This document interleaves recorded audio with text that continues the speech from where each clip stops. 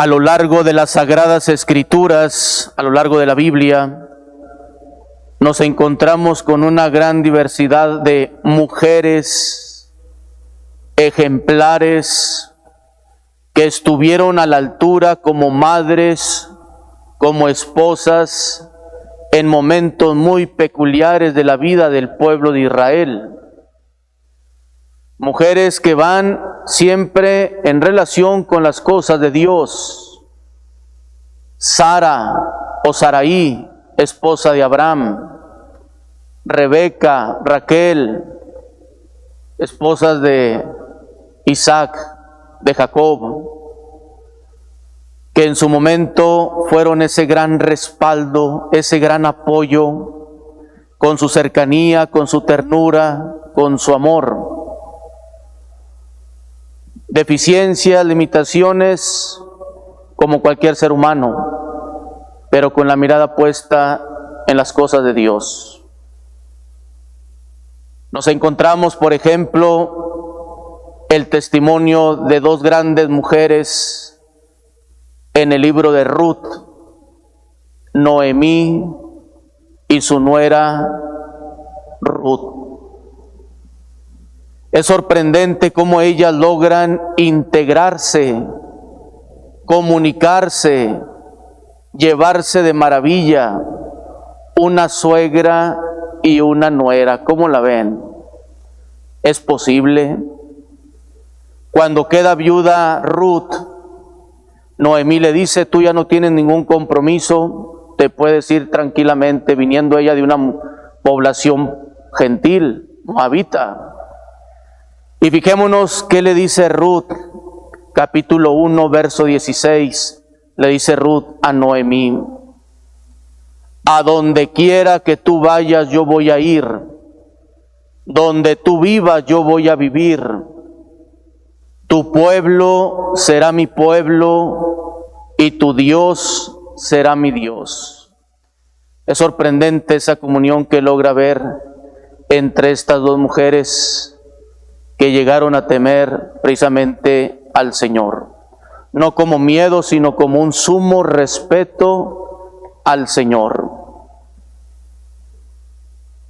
Fíjense lo que dice el libro de Proverbios, capítulo 31, verso 10.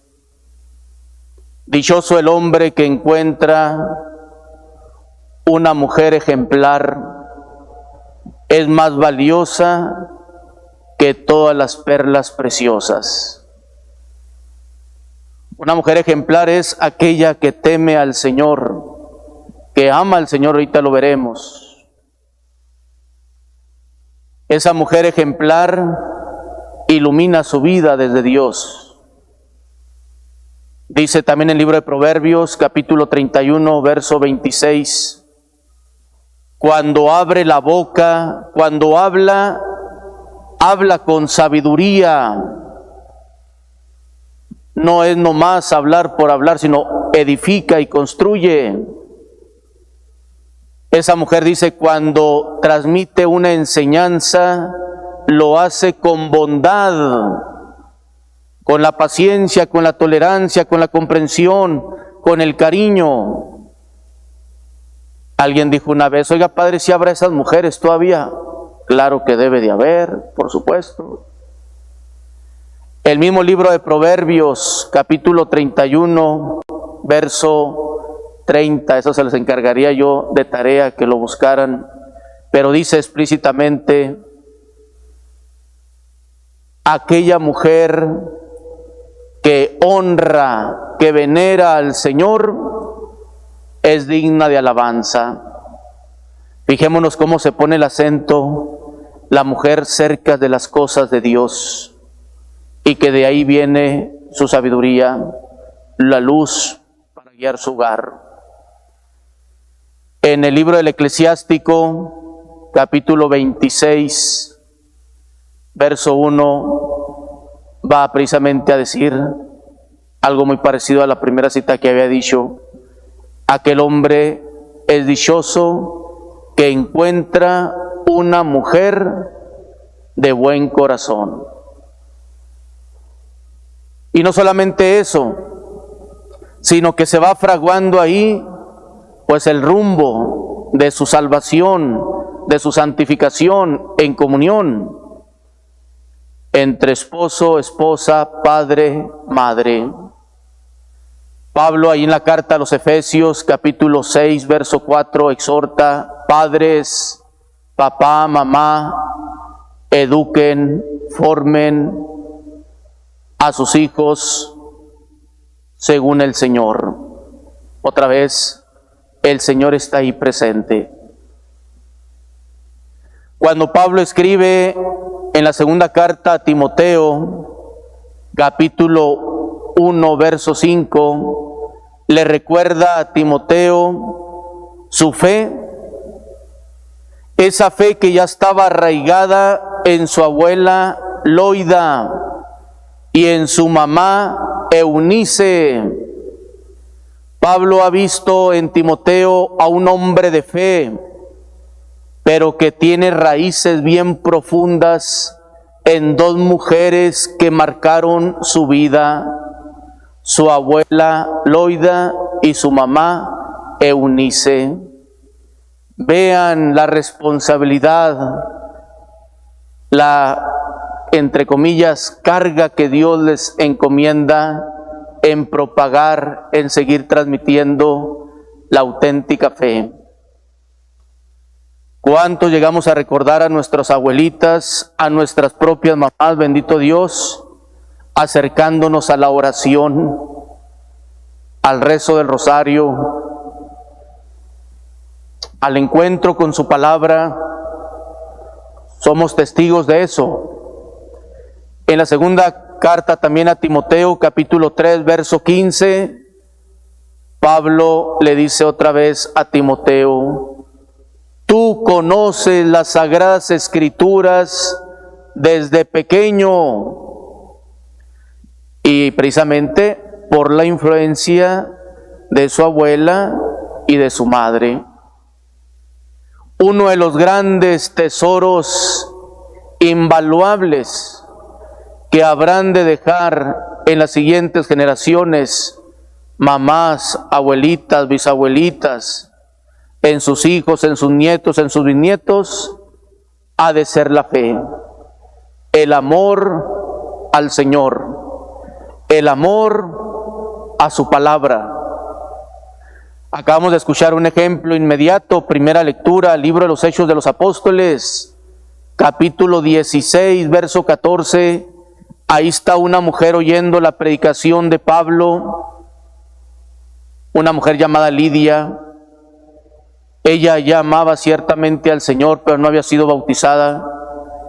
Creyó en lo que Pablo estaba predicando, verso 15, y se bautizó junto con su familia. Es decir, entraron en esta atmósfera de la gracia, de la fe, gracias a una mujer que abrió su corazón a la palabra de nuestro Dios.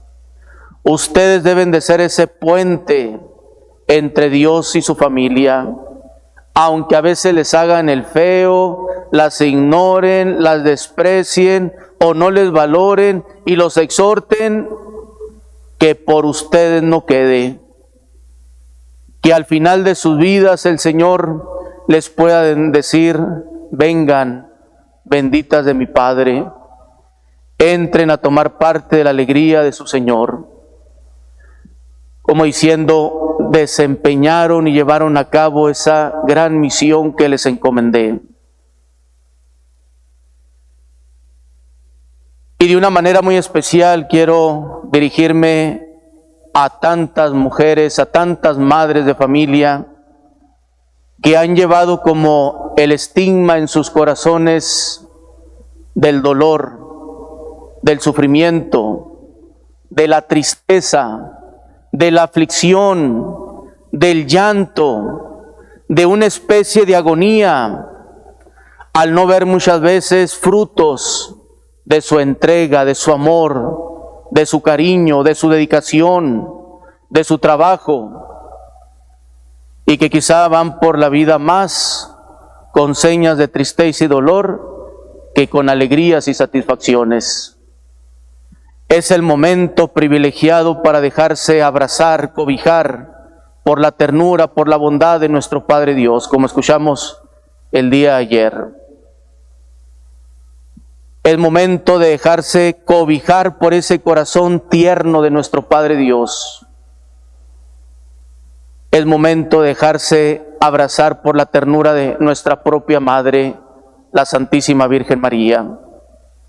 Que si alguien comprende el dolor, la tristeza, la aflicción por la muerte de un hijo, por el martirio de un hijo, por el sufrimiento de un hijo, es María nuestra Madre, la Madre dolorosa al pie de la cruz, contemplando la ofrenda de su Hijo por la salvación de todos.